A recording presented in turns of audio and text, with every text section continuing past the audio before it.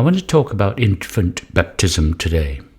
Well, it is indeed a practice that's been around for a long, long time, often done with very good intentions, and many families see it as a way of giving their child to God, and that's a beautiful intent in itself.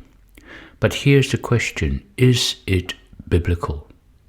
Now, when we look at Scripture, baptism is always tied to a personal decision, to someone having heard the truth, understood it, convicted by it, repented, and then choose to follow Jesus.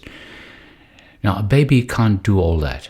They can't understand sin, they are not in a position to choose Jesus, and they can't make a personal commitment.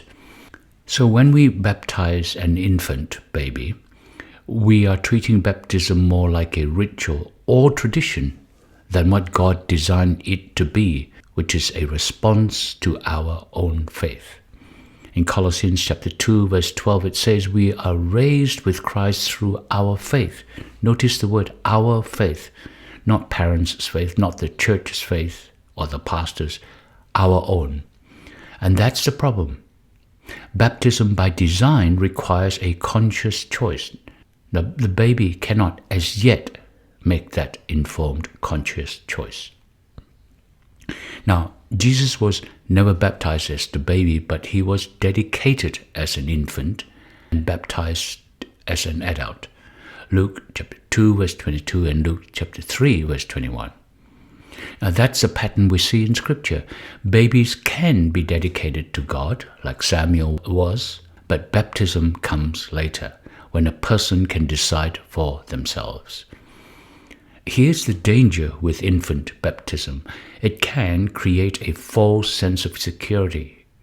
Some grow up thinking, well, I was baptized as a kid, I'm good.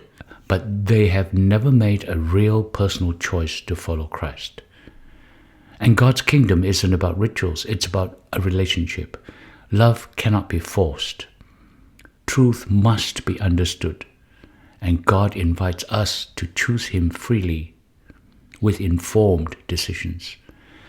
So if you were baptized as an infant or as a baby, that was your parents' commitment. But maybe now, if you know Jesus personally, it's time to make that choice for yourself once again. God bless.